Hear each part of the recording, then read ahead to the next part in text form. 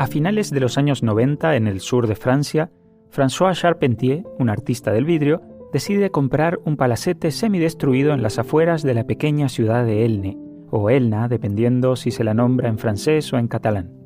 Aunque el palacete estaba casi en ruinas, no era difícil imaginarlo en sus años de esplendor, con su impactante escalera doble que daba a la puerta de entrada de una casa de 3 plantas que está formada por 2 grandes torres octogonales, unidas por una zona central que en el techo tiene una gran cúpula de vidrio. Esa gran cúpula le da a la casa un aspecto como de faro perdido en medio de la campiña francesa, y seguramente fue lo que motivó la compra por parte del artesano. A partir de ese momento, François se dedica a restaurar la enorme casa para devolverle su esplendor original, hasta que un día, un señor de unos 60 años se presenta en su puerta y le dice que viene desde Israel y que está buscando sus orígenes. François, un poco desconcertado, le pregunta en qué le puede ayudar y el misterioso visitante le dice: ¿Sabe usted si la señorita Isabel aún está viva? François le dice que no conoce a ninguna señorita Isabel y que seguramente se haya equivocado de dirección. El viajero, al ver que el francés no tenía ni idea del pasado de su propia casa, dice: Sí, estoy seguro de estar en la dirección correcta. Esta casa, durante la Segunda Guerra Mundial, fue una maternidad, y aquí nacieron muchos niños judíos. La señorita Isabel era la directora de la maternidad, lo sé porque me lo contó mi propia madre. Y es que, verá, yo nací en esta casa, yo soy uno de esos niños judíos que le deben la vida a la señorita Isabel. Por eso me encantaría encontrarla. François, impactado por la historia del viajero, se ofrece a ayudarlo. Con el tiempo se hacen amigos y luego de varios intentos logran por fin encontrar a la señorita Isabel, que en realidad se llamaba Elisabeth Eidenbenz y que estaba viviendo en un pueblo cerca de Viena. A partir de ahí se desencadenaron una serie de hechos que lograron rescatar del olvido a una historia impresionante. Soy Martín Aro y esto es Guardianes de la Memoria, el podcast que te cuenta las historias que viven en los objetos.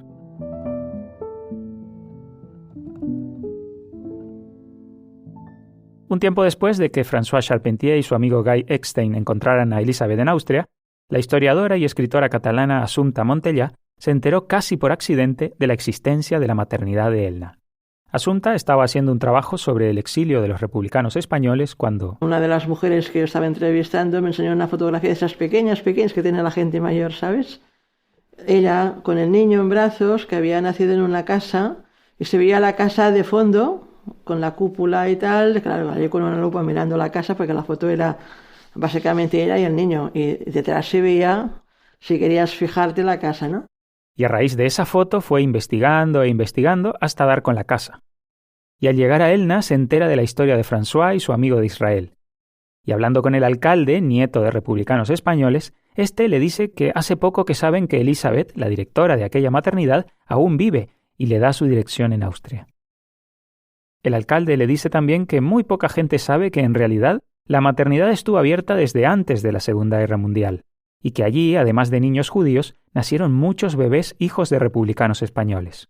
Assumpta, intrigada por la historia, decide viajar a Austria para intentar hablar con Elisabeth, que en ese momento tiene casi 90 años. Y entonces me encontré con una señora que tenía una cabeza muy despierta, con una memoria espectacular, y además con más de 400 fotografías guardadas en álbumes, todo bien ordenado cronológicamente.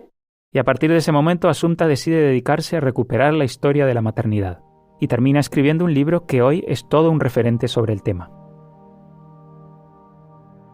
Tras varias visitas y más de 90 horas de conversación con Elisabeth, Assumpta logró conocer en profundidad su historia. Era una mujer que enamoraba, muy rígida también, ¿eh? O sea, cuando yo iba a verla, notaba esa rigidez, esa autoridad natural que impone respeto. Y es que Elisabeth, que había nacido en Suiza en 1913, era hija de un pastor protestante luterano. Con mi marido siempre hacemos broma porque a veces me dice, cuando veo a Angela Merkel, me recuerda a Elisabeth. Digo, claro, Angela Merkel es hija de un pastor protestante luterano. Entonces esas convicciones, ese régimen autoritario, esa educación tan rígida le viene de su padre. Y así la joven Elisabeth decidió estudiar magisterio. Ella me dijo que enseguida tuvo claro que este mundo solamente podía cambiar a bien con 3 cosas, me dijo.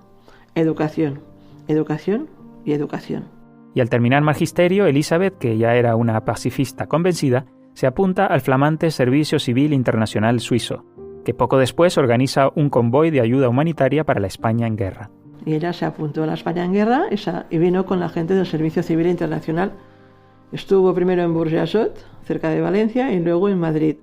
Iba de Madrid a Valencia abriendo unos comedores sociales y ayudando pues a cualquier persona que pidiera la ayuda de la ayuda humanitaria. En esos momentos tenía 24 años. Y entonces, ahí vio lo que era la guerra. No es lo mismo decir no a la guerra que estar bajo las bombas. Y es que la Guerra Civil Española fue una guerra muy distinta a las guerras anteriores. La Guerra Civil Española fue durísima, los bombardeos. A ver, ya nunca había visto lo que era un bombardeo. Tuvimos la desgracia de ser los primeros en bombardear la población civil en España, ¿no? Aquello era el terror, me decía. Claro, yo venía de la Primera Guerra Mundial, guerra de trincheras, no. Y en ese horror, Elizabeth aprendió las pocas cosas que sabía de enfermería, que eran básicamente lavar una herida, desinfectar y poner la venda, pero nada más. Pero ahí me dijo que había aprendido una cosa muy importante, que fue que cuando había una persona que estaba muriéndose por culpa de un bombardeo, por culpa de una herida de bala, llevaban ese moribundo hasta la casa donde estaban, en Madrid o en Burjasot, y que a veces hacían levantar a los heridos de las camillas para poder poner ese moribundo en la cama. Decía que los heridos se quejaban, decían, ¿por qué me tengo que levantar? Se está muriendo. Y ella decía, justamente por eso, porque se está muriendo. No quiero que muera en el suelo como un perro, quiero que muera en la cama como una persona. Y le daban la mano, me decían.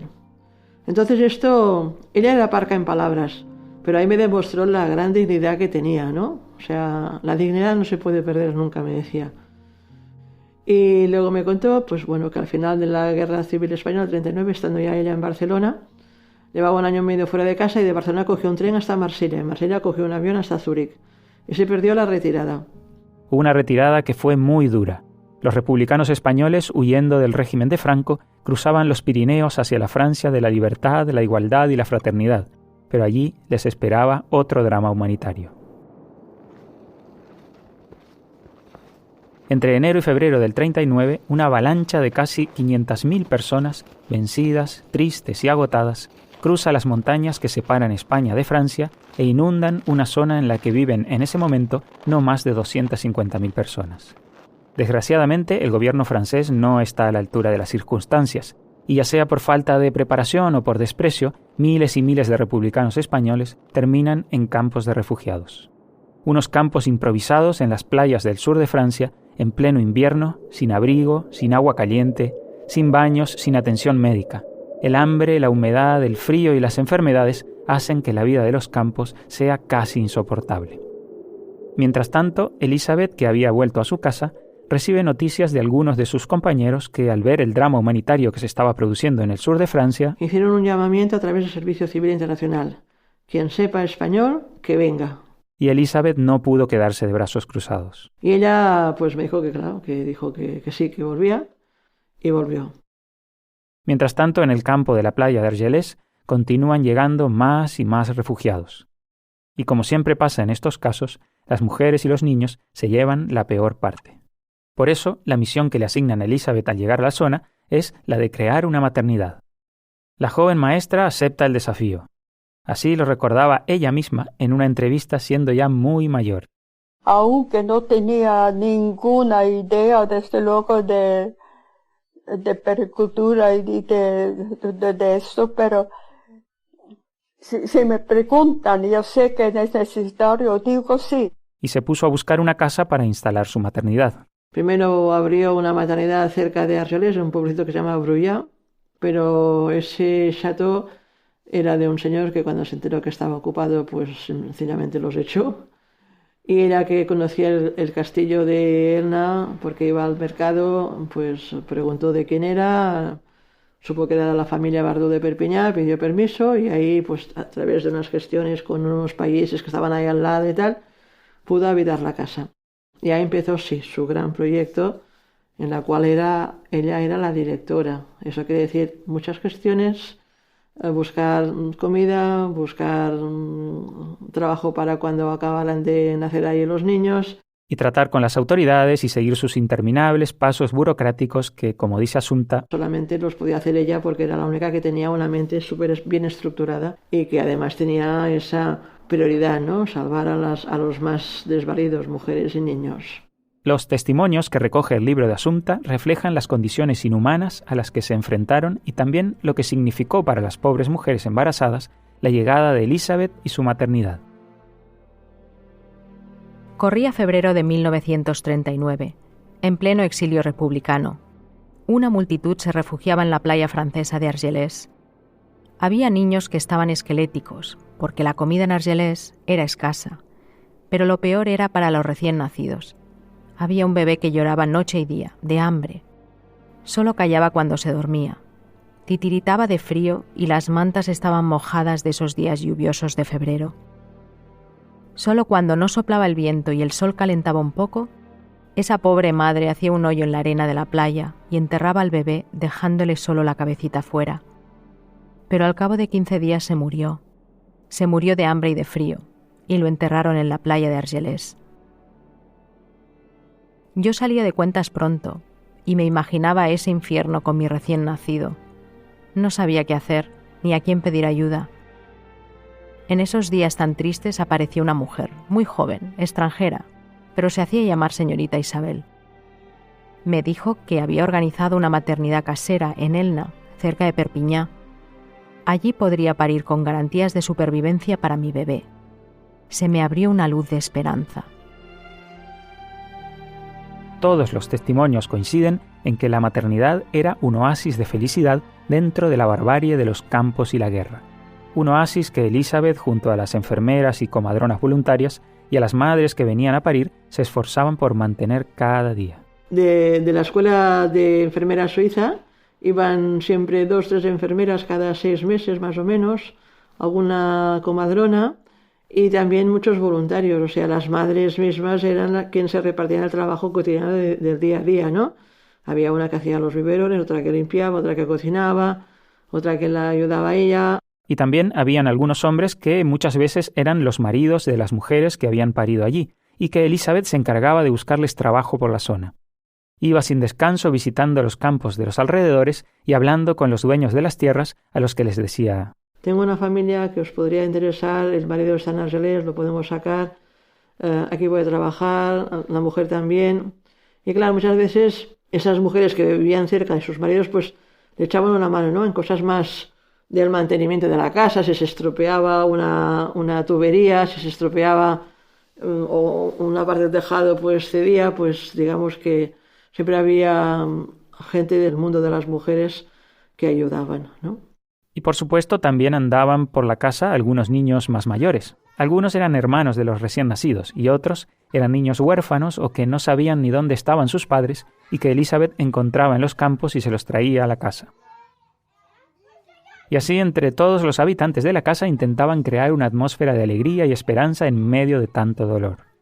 Una característica muy particular de Elizabeth era que le ponía nombre a todo. Su coche, un coche que ella aprendió a conducir así sobre la marcha, le puso el nombre Rocinante, como si fuera el caballo del Quijote. Las habitaciones tenían nombre de ciudades españolas para recuperar el recuerdo de ese exilio, ¿no? Donde estaban los recién nacidos, eso era Madrid. Y luego teníamos otra habitación muy grande y muy bonita, esa era Barcelona. Ahí estaban esos que ya tenían algunos meses.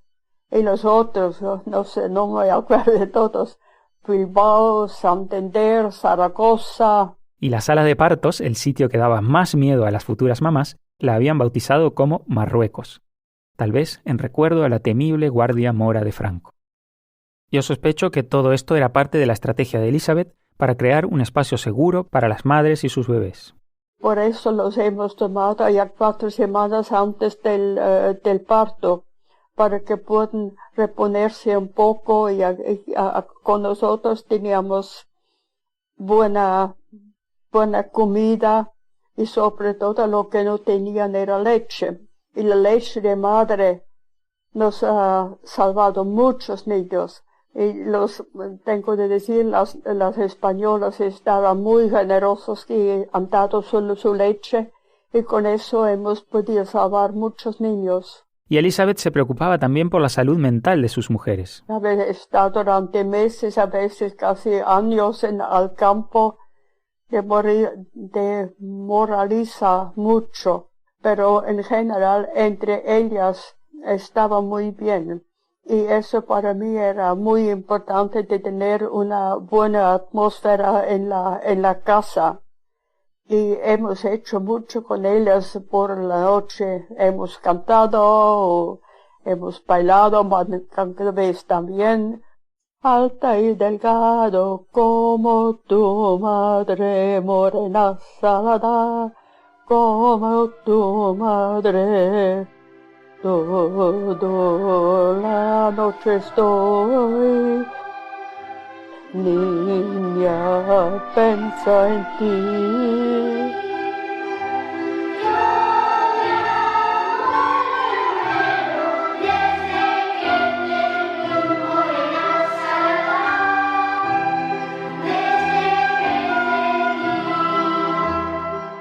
La reputación de la maternidad de Elna se extendió rápidamente por todo el sur de Francia, y hasta las madres republicanas que habían tenido la fortuna de salvarse de los campos iban a parir allí.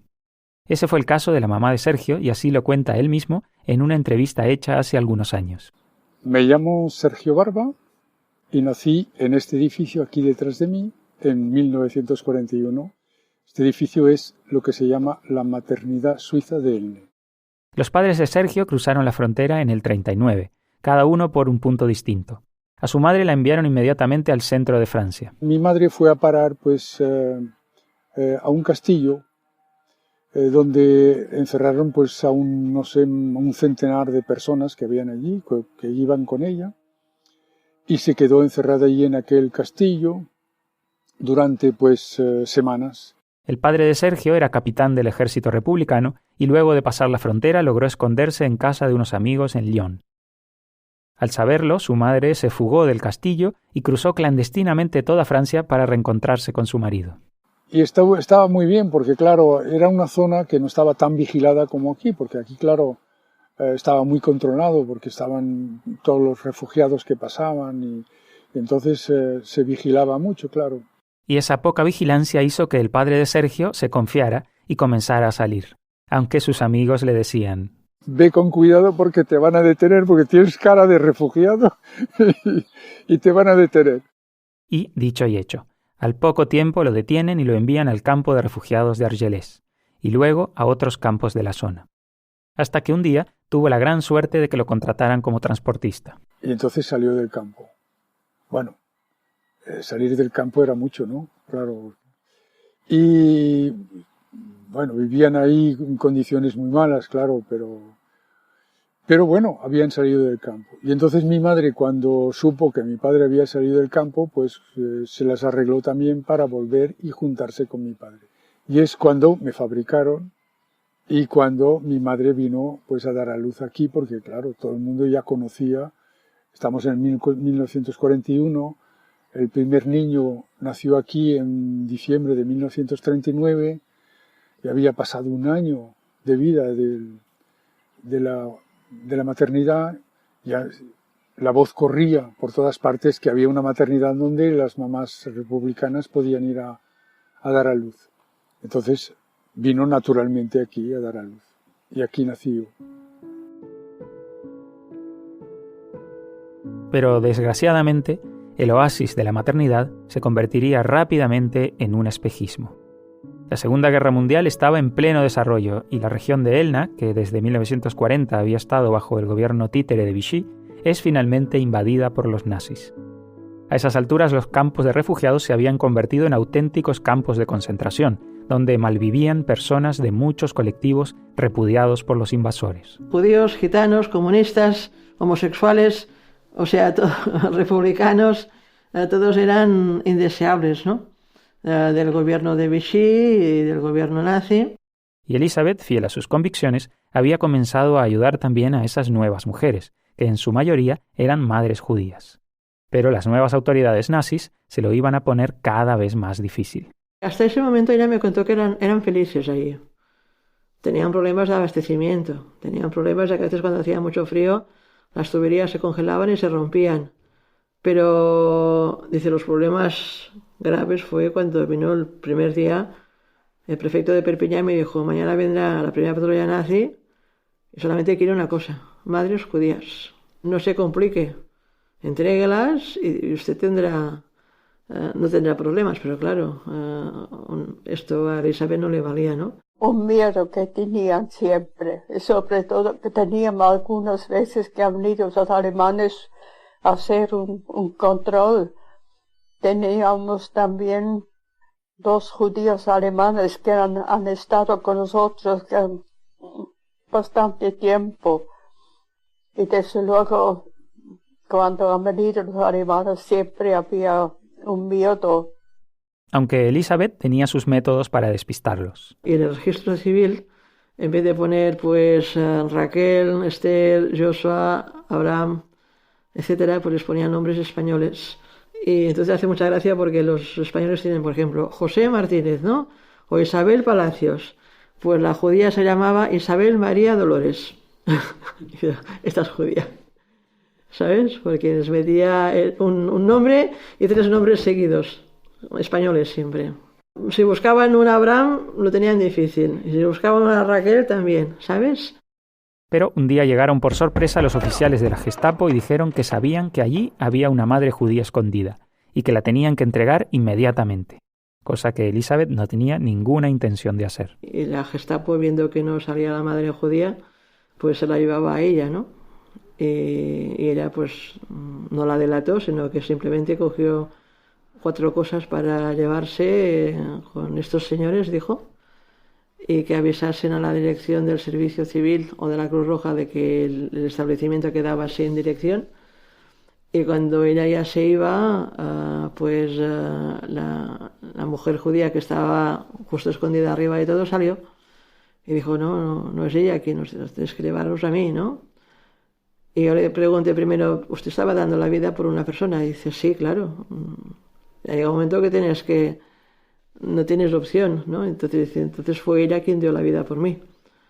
Pero claro, me decía que ella se daba cuenta pues que estaban llevándose una vida, esa mujer ya no la volvían a ver, que además lo hicieron de manera muy, muy dramática, ¿no? La cogieron por los cabellos y la arrastraron escaleras abajo, que ahí se dice, ¿usted ha visto películas de los nazis, supongo? Y digo, sí, dice, pues no tiene nada que ver, no tiene nada que ver, aquello era muy duro. Y entonces dice que cuando la pobre chica ya estaba saliendo con un furgón de la puerta de la maternidad, con todo el mundo con el corazón oprimido, vieron el lloro de un niño, ¿no? Estaban haciendo otra vida en la maternidad. Me decía, esto era el día a día nuestro. O sea, la vida salía por una puerta y entraba otra en la sala de partos, ¿no?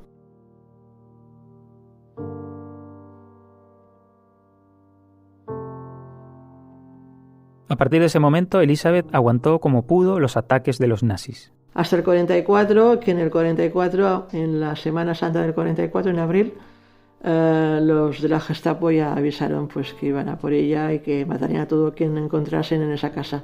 Y así, el 7 de abril de 1944, la casa de las 2 torres ve nacer al último niño. Y después cerraron rápidamente la casa, se escaparon, se escondieron y aguantaron hasta, pues hasta el mayo del 45, que es cuando se acabó la guerra, ¿no?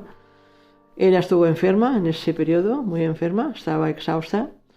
Vi que los archivos del Servicio Civil decían que temían por su vida.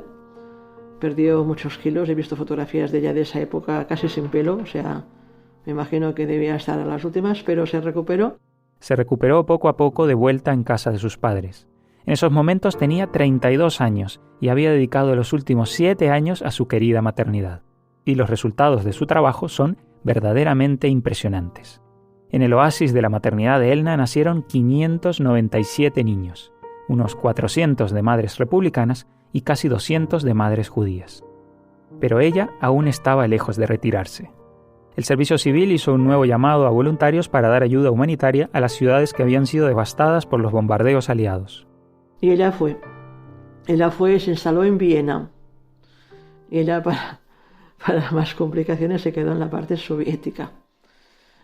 Ella abrió una cantina ahí, para madres, niños, todos los que huían de Mauthausen, por ejemplo, pero que entraban los soviéticos.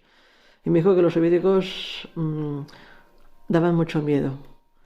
Digo, más que los nazis, dice, más o menos. Él aguantó hasta el 55 ahí, con esa cantina, que la cantina tenía el nombre que se llamaba Una gota de leche. Porque decía que a veces solamente llegaba una gota de leche para cada año. Ese nombre lo ponía siempre en las cantinas que ya habría desde la época de Valencia, ¿sabes? A partir del 55, Austria recupera su estatus de país independiente y Elisabeth se queda varios años más en el país ayudando en distintos proyectos sociales. Hablamos poco de esa etapa. Se me quedó en el tintero. Ahora le haría muchas preguntas. Y después de la etapa de Viena, Elisabeth decide volver a casa, pero al poco tiempo se marcha otra vez. En esta ocasión hacia la zona del Pakistán. Porque la India ha recuperado su independencia y hay unos trasvases de población por ahí que nadie sabe muy bien qué está pasando y se va a los campos de refugiados. Vuelve y con alrededor de 65 años dice que ya ha vivido 3 guerras, la Primera Guerra Mundial siendo niña, la Guerra Civil Española, la Segunda Guerra Mundial y la Guerra Fría. Y dice que ahí se para.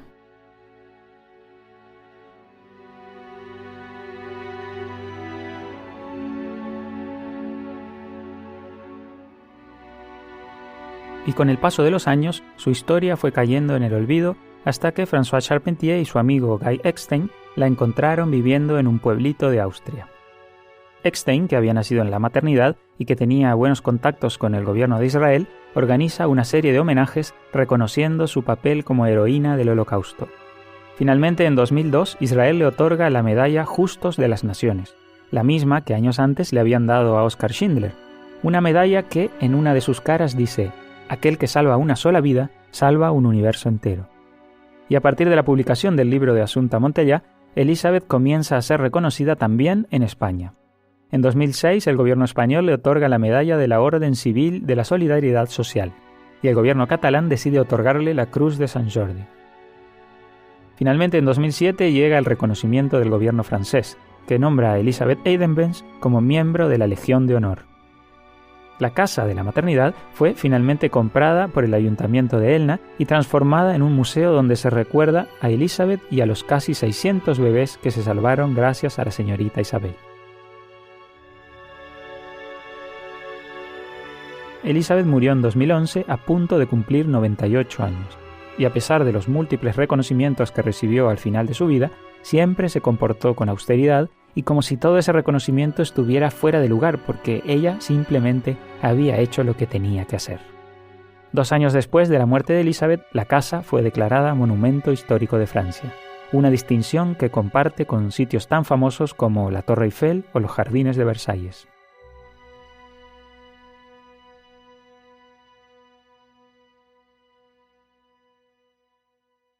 Personalmente, la historia de Elisabeth me ha hecho pensar en los cientos de campos de refugiados que existen ahora mismo en el mundo. Campos como los del norte de Grecia, que tuve el triste honor de conocer unos años atrás, y donde bebés recién nacidos sobrevivían en tiendas de campaña que poco a poco se iban doblando por el peso de la nieve. Y mucha de esa gente hoy sigue atrapada allí, a las puertas de Europa. Una Europa que, como la Francia de Elisabeth, sigue sin estar a la altura de las circunstancias. La historia de Elisabeth también me hizo pensar en cómo es que en situaciones tan extremas como las que viven los refugiados, hay personas que se enamoran y deciden tener hijos. Assunta me confesó que a ella también le había chocado eso cuando comenzó su investigación, pero ahora ya lo entendía mejor. No hay mejor incentivo para quedarte embarazada que pases miedo, que tengas peligro, porque es una especie como de recrear tu especie un poco, ¿no? Y además la revolución hace, o los momentos trágicos hace que te acerques más a esa persona que te quiere, porque hoy estamos, mañana no, es el carpe diem. Y me hizo mucha gracia una mujer que me dijo: en tiempos de guerra el amor sale de madre, como quieren decir, el amor ya no es racional. Y otra que me dijo que le recordaba una pintada del mayo del 68 de Francia que decía: cuanto más hago el amor, más ganas tengo de hacer la revolución, y cuanto más hago la revolución, más ganas tengo de hacer el amor. Me parece una muy buena cita para terminar el episodio, ¿verdad? Como siempre, quiero agradecer a todas las personas que han hecho posible este episodio. a Assumpta Montellà por su tiempo y su paciencia, a Sergio Barba por darnos su testimonio, al Museo de la Maternidad de Elne por publicar la entrevista a Elisabeth Eidenbenz, y a Silvia Pina por dar voz al testimonio de la madre refugiada. Y por supuesto, gracias a ti por escucharnos. Puedes suscribirte a Guardianes de la Memoria en Apple Podcasts, Spotify, Spreaker o tu plataforma favorita de podcast.